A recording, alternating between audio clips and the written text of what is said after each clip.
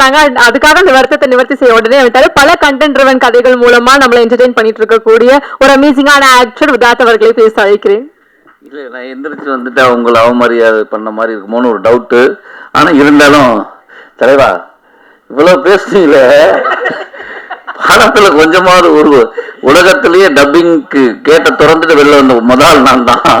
உள்ளே போயிட்டு டப்பிங் இருக்கு எனக்கா? ஆமாம் அப்படின்னா உள்ள டப்பிங் போனால் முடிஞ்சு போகலாம் அப்படின்ட்டாங்க. அப்படி வந்தால் ஃபர்ஸ்ட் ஆள்னா ஆக்சுவலாக கடைசி பேசவே கூடாதுங்க.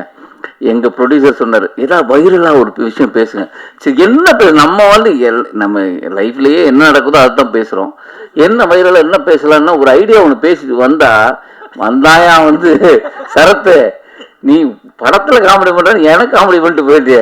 சரி ஒரு ஐடியா நான் படத்தில் தான் பேசலை, இங்கேயும் வந்து இப்படி பார்த்துட்டு போய் உட்காந்துடலாம் என்னன்னு கேட்ட ஏதோ ஒன்று பண்ணலான்னு பார்த்தா உடைச்சான். அடுத்த தலைவன் யார் தலைவன் வரெல்லாம் வந்து என்ன பேசுறது சொல்லுங்களா, என்ன பேசுறது? திருப்பி எல்லாரும் பேசுறது திருப்பி பேசணும். இருந்தாலும் நாங்கள் எல்லாரும் இந்த படம் மூலமாக ஒன்றானோங்கிற தாண்டி நாங்கள் பர்சனலாக அங்கங்கே சந்திச்சிருக்கிறோம். நம்ம உங்கள் இது பண்ணி சொல்கிற மாதிரி அந்த மாதிரி இடங்கள்ல சந்திச்சிருக்கிறோம். ஆனால் அது வந்து நாங்கள் எல்லாம் சேர்ந்து ஒரு படம் பண்ணோம்ல. ஆக்சுவலி கலையும் நானும் வந்து ஒரு வெப் சீரிஸ் பண்ணியிருக்கோம். அது உண்மையிலேயே ரொம்ப பிரமாதமாக வந்திருக்கு. அதுக்கப்புறம் ஏன்னா நல்ல படங்கள் பண்ணுங்க, அதே 2 பேரும் சேர்ந்து இப்போ ஒரு படம் பண்ணியிருக்கோம். அந்த படம் எல்லாருக்குமே பியூட்டிஃபுல்லுங்க. எல்லாருக்குமே ரொம்ப முக்கியமான விஷயம். எனக்கு மட்டும்தான் கொஞ்சம் தயக்கம் இருந்தது படம் பண்ணி முடிச்சுட்டு. ஏன்னா படத்தில் எனக்கு டயலாக்கே கிடையாது. அது ரொம்ப கஷ்டமாக இருந்தது அதை பண்ணுறதுக்கு. டைரக்டர் கொடுத்த கான்ஃபிடென்ட்டு நான் கடைசியில் வந்து நான் எனக்கு வேணும்னு சொல்லி நானே டயலாக் அவர்கிட்ட சொன்னேன். அவர் உடனே எழுதி கொடுத்தாரு. எடுத்துருவோம் பார்த்தாரு, எடுக்கவே இல்லை. என்னங்க நீங்கள் ஏமாற்றிட்டீங்க அப்படிங்கும்போது ராமர் எடிட்டர் அவர் தான், இல்லை சார் செம்மையாக இருக்குது நீங்கள் பாருங்கன்னு. நான் எதுக்கு ராமருக்கு கிளாப் பண்ணேன்னா, இவர் பேசினது வெற்றிமாறன் சார் ஆடியோவில் பேசின போது நான் அவருக்கு பெரிய ஃபேன் ஆகிட்டேன். செம்மையாக பேசினார். அப்போ நான் வந்து சிவன் இவரை கும்பிட்றாரு.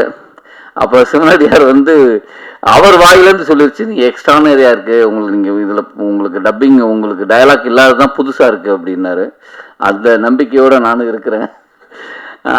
ஆக்சுவலாக இது வந்து பியூட்டிஃபுல் ஸ்டோரி. என்னென்னா என்னை கணேஷ் சார் வந்து ஒரு 8 வருஷத்துக்கு முன்னாடி ஒரு கதை சொன்னார் எனக்கு. ரொம்ப அற்புதமான கதை. அதுக்கு நாங்கள் ப்ரொடக்ஷன்லாம் பார்த்து ஒன்று இருந்தது. அது ட்ரை பண்ணால் நடக்கலை. ஆனால் நான் அவர்கிட்ட சொன்னேன், நீங்கள் எந்த படம் எடுத்து கூப்பிட்டாலும் நான் கண்டிப்பாக இருப்பேன் அப்படின்னு தான் சொன்னேன். இந்த படம் மூலமாக தான் எனக்கு சசி சார் அறிமுகமானார். நான் இப்போ சொல்கிறேன், சில படங்களை சொல்லியிருப்போம். ஆனால் அவங்க புது தயாரிப்பாளராக இருப்பாங்க, வந்து என்னை அப்படி பார்த்துருப்பாங்க. ஆனால் சினிமாவுக்குள்ளேயே கிட்டத்தட்ட 15-16 வருடமாக சினிமாவில் இருந்து ஒரு தயாரிப்பாளர் சேர்ந்து என் சம்பளத்தை பிரதர் இதுதான் அப்படின்னு சொன்னது அவர் தான். அதே மாதிரி நான் பணம் ஒரு நாள் கூட கேட்டதில்லை. பணத்தை கொடுத்துட்டாரு. கேட்காமலே போனோன்னா அந்த பணம் வந்தது. சரி பணம் வந்துருச்சுன்னா நான் நினச்சேன் அவர் என்னுடைய ஊர், இங்கே பழகினதுக்கப்புறம் தான் தெரியும் அவர் ஏன் ஊருன்னு. சரி நம்ம ஊருக்காரன் நம்ம கரெக்டாக கொடுத்துட்டாருன்னு நினைக்கிறேன். பார்த்தா எல்லாருக்குமே ஃபோன் பண்ணி கூப்பிட்டு கொடுத்தாரு. அது பெரிய விஷயம். இவ்வளோ வருஷமாக சினிமாவில் இருந்து இல்லைப்பா ஒரு படம் பண்ணியிருக்கேன் இன்னும் எனக்கு அது முடியலை அப்படிலாம் கருத்து சொல்லாமல் அவங்க டப்பிங்க்கு முன்னாடியே நாங்களாம் சரி டப் பண்ணிட்டு வாங்கிக்கிறோம், டப்பிங்க்கு முன்னாடியே எல்லார் பணமும் செட்டில் பண்ணது. அது உங்களுடைய உள்ளத்துக்காகவே கண்டிப்பாக. நீங்கள் ட்ரெஸ்ஸு மட்டும் வெள்ளை இல்லை, நீங்கள் கம்பெனி வெள்ளை இல்லை, நீங்களே வெள்ளையான மனிதர் தான். கண்டிப்பாக அந்த படம் ஒரு டெஃபினட்டாக ஹிட் அடிக்குங்கிற எனக்கு நம்பிக்கை இருக்குது. அவர்தான் மியூசிக் டைரக்டர். உங்களை நான் வந்து ஆக்சுவலி நான் படம் பார்க்கல, ஆனால் இந்த ட்ரெய்லர் பார்த்த போதே தெரிஞ்சது பியூட்டிஃபுல்லாக இருந்தது. அதே நேரம் வந்து இந்த படத்தோட சாங் அஜீஸ் ரொம்ப பிரமாதமாக பண்ணியிருக்காரு. அவருக்கும் என்னுடைய வாழ்த்துக்கள், டைரக்டருக்கு வாழ்த்துக்கள், எல்லாருக்குமே. மாஸ்டர் ரொம்ப நன்றி மாஸ்டர். குரங்கு பொம்மைக்கு அப்புறம் இப்படி ஒரு படம் பிரமாதமாக இருக்குது. பாட்டு சரி நம்மளும் கொஞ்சம் அழகாக தெரியுறமே அப்படின்னா உதய்க்கு நன்றி. பியூட்டிஃபுல்லாக ஒரு நாளில் இவ்வளோ அழகாக சாங் எடுக்க முடியுமான்னு எனக்கு தோணுச்சு. ரொம்ப ஆச்சரியமாக இருந்தது. பியூட்டிஃபுல்லாக பண்ணியிருக்காங்க. மேலே இருக்க எல்லாருக்கும் நன்றி. ஆனால் நானும் ஏதாவது ஒன்று பேசலாம் அப்படின்னு வந்தால் எல்லாரும் நடந்தது பூரா பேசிட்டா நான் என்ன பேசுறது சொல்லுங்க, கஷ்டம். கடைசியில் நான் வந்து இது நன்றி உரை தான், அதனால சொல்றேன்.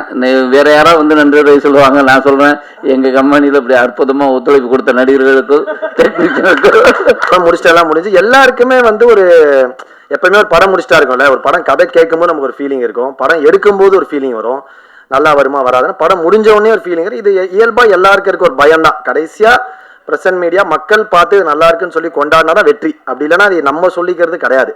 நம்ம எல்லாருக்குமே எல்லாமே பிடிச்சிதான் பண்றது, பிடிக்காம பண்றது இல்லை.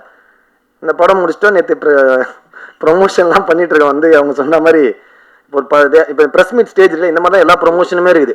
ஒரே ஸ்டோப்பால் அது சோப்பா 2 தான் போடுறாங்க. ஒரு 15 பேர் உட்காந்து ஒரே டார்ச்சராக வந்து ஒன்று பண்ணுறாங்க. கால் மேலே யாராவது பார்த்து தயவு செஞ்சு இந்த படம் ப்ரொமோஷன் பார்த்து இவனாரா திமுறா கால் மேலே கால் போடுவோம் தயவுச்சு தப்பாக நினச்சிக்காது. உண்மையாக இடம் இல்லாமல் முடியாமல் உட்காந்து பக்கத்தில் உங்க கால் இடிச்சிட கூடாதுன்னு உட்காந்து தான். அப்படி இருக்கும்போது இவர் ட்ரெய்லர் நேற்று என்னங்க அப்படின்னு இவர் வந்து ஒரு ஜென்சி கிட் மாதிரியே பிஹேவ் பண்ணிருக்காரு எங்கள் டைரக்டர். பயங்கர அவரே ஜோக்கரிஸ்ட், அவரே சிரிக்கிறாரு. அதுக்கப்புறம் வந்து பயங்கரமா ஒருத்தர் நடிக்க கதை ஒரு டைரக்டர் ஒரு டைரக்டர் வந்து ஒர்க் பண்ணதை சொல்லுவாங்க. அது எல்லாமே இயல்பா ஒரு மேடை கிடைக்கும் போது எல்லாமே ஓப்பனா அவங்களோட எக்ஸ்பீரியன்ஸை ஷேர் பண்றது கண்டிப்பா நம்ம எல்லாருமே புரிஞ்சுக்கிற ஒரு விஷயம் தான். அது வந்து கண்டிப்பா ஏன்னா எல்லாருக்கும் அந்த மேடை அவ்வளவு ஈஸியா கிடைச்சிருது இல்லை. பட் அவன் டப்பிங் எப்படி பண்ணாங்க, டப்பிங் என்ன ட்ரெஸ்ல வந்தாங்க, என்ன செருப்பு போட்டு வந்தாங்க, இல்ல வந்து ராபிடோல வந்தாங்களான்லாம் சொல்லியிருந்தாங்கல்ல, அதுதான் கொஞ்சம் மக்கள் அதனால ஓகே சாரி சார். அடுத்த படம் கண்டிப்பா என்ன கூட முடியும். ஏன்னா ராமரண்ணன் தான் கதை சொல்லியிருக்காரு. பரவாயில்ல. என்னன்னா இந்த படம் ட்ரெய்லர் நேற்று காட்டணும்னாரு. நானும் இவரு உட்காந்து பேசினோம். நானே படம் அண்ணா வேற பழைய ஜோக்கா அடிக்கிறாரு, படம் எப்படி வந்திருக்குன்னு தெரியலையே. என்ன வேற கூப்பிட்டாரு, 10 நாள் டேட்டுனாரு. ஒரு 6 நாள்லயே முடிஞ்சிச்சு கிளம்புங்கன்ட்டாரு. நான் வேற பல பிளான் வச்சிருந்தேன். என்னன்னா புரியலன்னு அந்த படம் எப்படின்னா அப்படின்னா அதே டவுட் தான்டா எனக்கு அப்படின்னா அதே டவுட் தான்டா எனக்கும், கொஞ்சம் லேட்டாக ரிலீஸ் ஆகுது அப்படின்னாரா. உடனே சரி ட்ரெய்லர் போடுறீங்கன்னு எல்லாம் ப்ரிப்பேர் ஆகி ட்ரெய்லர்லாம் உட்காந்துருந்தோம். இவன் ஒரு 5 தடவை அதுக்கு ஏற்ற எப்பவுமே ஒரு சேட்டை பண்ணுறேன்னு டார்ச்சர் பண்ணுவான் இந்த த்ரிகன்னு. ஒரு 4 தடவை ப்ளே பண்ணி ரிவர்ஸ் ஃபர்ஸ்ட்லேருந்து போட்டு ட்ரெய்லர் முடிஞ்சோடனே இவர் உடனே மைண்ட் வைஸ் நினச்சி என்னடா ட்ரெய்லருக்கு நல்லா இருக்க மாதிரி இந்த படம் ஓடிடும் போலி அப்படின்றாரு. டேரக்டர் ஃப்ரெண்ட் இல்லை சார், ஓடுறதுக்கு தான் சார் நான் படம் எடுத்தேன். இல்லைங்க அப்படிதாங்க எங்களுக்கும் தெரியும், பட் ஒரு சின்ன பயம் தாங்க அப்படின்னும். ஸோ அந்த மாதிரி ரொம்ப ஓப்பனா ஃப்ராங்கா பேசுறாரு எங்க அண்ணன்.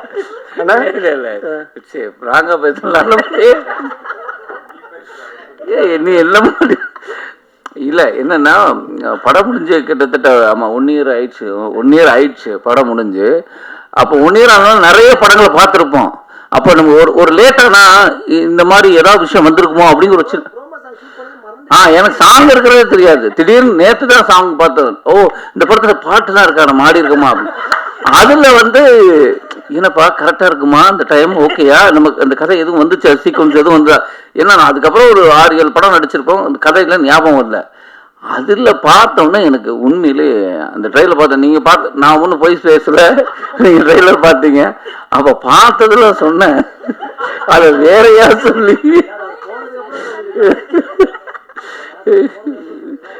அது இருந்ததே எனக்கு தெரியலையே.